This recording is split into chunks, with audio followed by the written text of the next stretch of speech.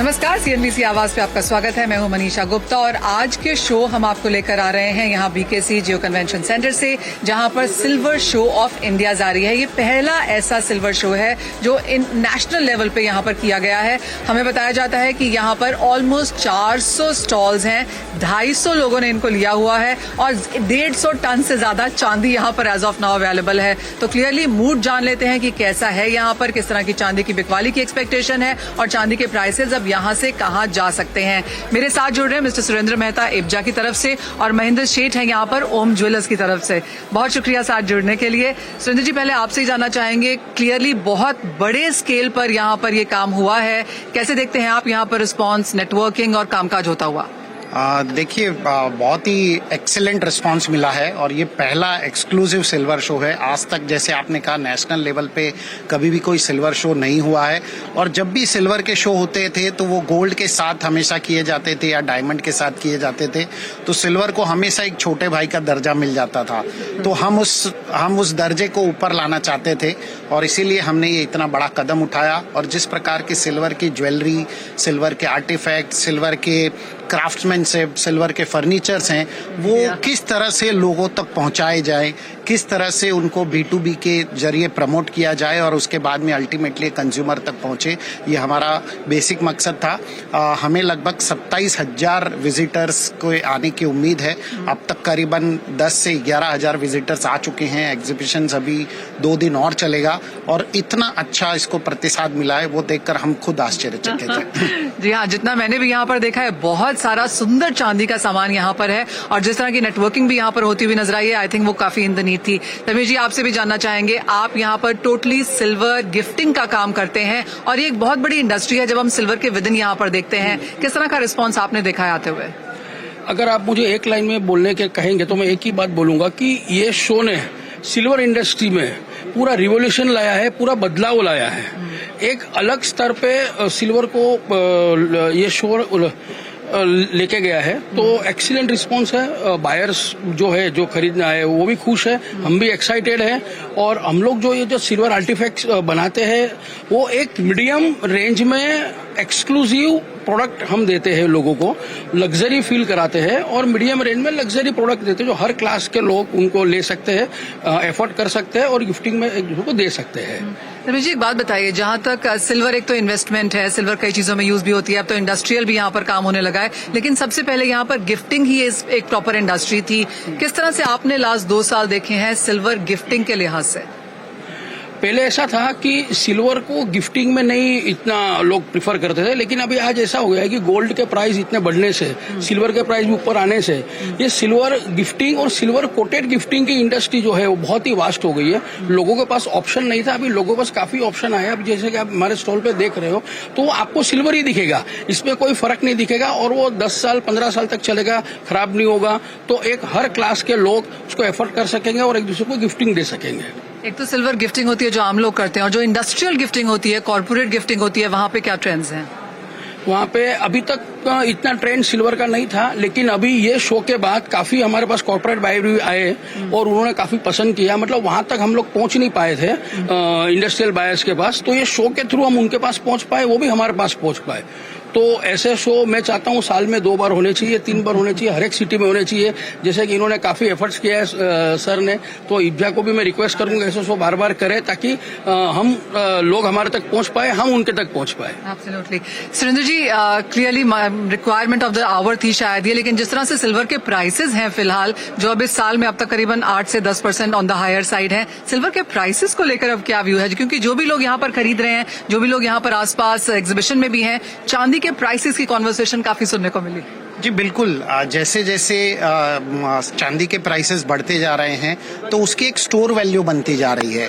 क्या होता था, पहले लोग सिर्फ गोल्ड ही खरीदते थे कि गोल्ड तो कभी भी खरीद लो, उसके दाम बढ़ने ही वाले हैं। लेकिन नहीं, अब ऐसा नहीं है, आप सिल्वर भी खरीद लो, सिल्वर के भी दाम बढ़ने ही वाले हैं। और आपको पता ही है कि मैं हमेशा सिल्वर में बहुत ही ज्यादा बुलिश रहा हूँ, मैं अभी भी बुलिश हूँ और मुझे लगता है कि 2023 में हम कहीं ना कहीं सिल्वर को लगभग 29 से $32 के बीच में स्पॉट प्राइसेस में देखेंगे। देखिए पहले क्या होता था कि लोग अपने घर में आर्टिफैक्ट्स रखते थे, कोई पेंटिंग रखते थे, 10-20 लाख की पेंटिंग रख ली। आप एक लकड़े का भी आर्टिफैक्ट्स लेने जाएंगे तो आपको 3-4 लाख रुपए लग जाते हैं। तो क्यों ना उसकी जगह पे आप सिल्वर के आर्टिफैक्ट, सिल्वर के फर्नीचर यूज करें और सिल्वर के ज्वेलरी, सिल्वर के मूर्तियां को यूज करें। तो ये एक ट्रेंड बनता जा रहा है और इसी ट्रेंड को आगे ले जाने के लिए हमने ये बहुत बड़ी मुहिम उठाई है। एब्सोल्युटली। चांदी ऑफ कोर्स एक इंडस्ट्रियल मेटल के तौर पे भी अब यहाँ पर निकली है। जिस तरह से चांदी का प्रदर्शन रहा है और ये भी माना जा रहा है कि ये चौथा ऐसा साल होगा जब हम ग्लोबल मार्केट्स में चांदी का डेफिसिट आता हुआ देखेंगे।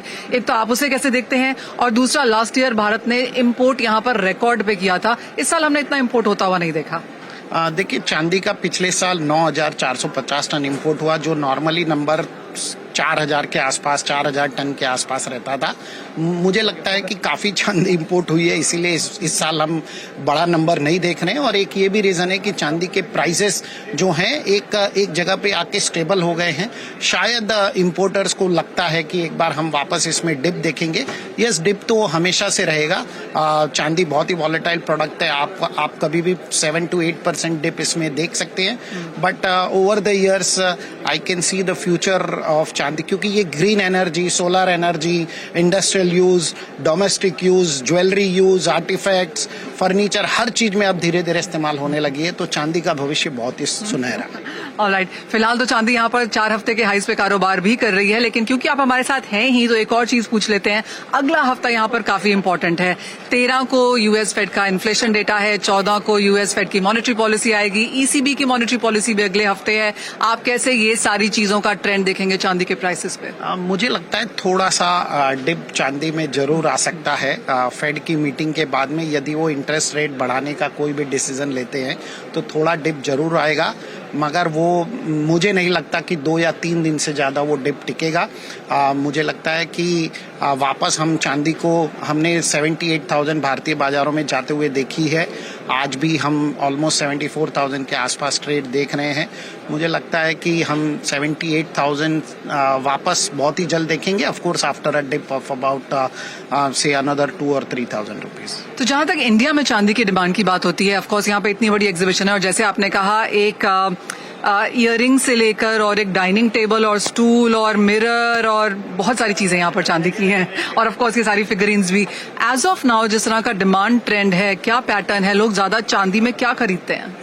फिलहाल तो लोग ज्यादा चांदी में ज्वेलरी ही खरीदते हैं और गिफ्टिंग मटेरियल में धीरे धीरे क्रेज बढ़ता जा रहा है। लेकिन जैसे मैंने कहा कि आपने देखा होगा कि इस प्रदर्शनी में चांदी के बड़े बड़े टेम्पल्स, चांदी की बड़ी मूर्तियां, चांदी के ऐसे आर्टिफैक्ट्स और ऐसी क्राफ्ट्समैनशिप जो आपको शायद गोल्ड में भी ना दिखे। चांदी के साथ में स्टोन का कॉम्बिनेशन, चांदी के साथ में ऑनेक्स का कॉम्बिनेशन, चांदी के साथ में दूसरे स्टोन के कॉम्बिनेशन, इस प्रकार की चीजें की ये प्रदर्शनी है। हमें तो बहुत सारी रिक्वेस्ट है कि इस प्रदर्शनी को B2C में कन्वर्ट करना चाहिए, लेकिन हम वो सिक्योरिटी रीजन की वजह से नहीं कर सकते। बट चांदी का भविष्य बहुत ही बेहतरीन है और मैं जो लोग किसी दूसरे तरीके से अपने घर की सजावट करते हैं, मेरे ख्याल से उन्हें सोचना चाहिए कि क्यों ना हम चांदी से घर की सजावट करें। एब्सोल्युटली। धर्मेश जी, आपसे भी जानना चाहेंगे, जो लोग चांदी खरीदते हैं क्या चीज, क्योंकि आपके पास इतनी सारी चीजें यहाँ पर है, क्या बेहतर बिकता है? हर चीज बिक रही है, जैसे ज्वेलरी बिक रही है, सिल्वर आर्टिकल्स बिक रहे हैं, आर्टिफैक्ट्स बिक रहा है, चांदी के बर्तन बिक रहे हैं। मतलब ऐसी कोई चीज नहीं है जहाँ पे बिक नहीं रहा है। तो पहले तो घर में कुछ भी फर्नीचर हम लकड़े का या ऐसा कुछ ले लेते थे, अभी सब लोग प्रिफर करते हैं हम सिल्वर का फर्नीचर ले, सिल्वर के वेसल्स ले, तो सब चीज बिक रही है अभी। ऑलराइट, यानी कि बहुत बहुत बुलिश यहाँ पर क्यूज हैं और हम और भी लोगों से यहाँ पर मिलेंगे, आपको यहाँ पर और भी दृश्य दिखाएंगे कि किस तरह से यहाँ पर स्टॉल्स हैं, लेकिन इस छोटे से ब्रेक के बाद।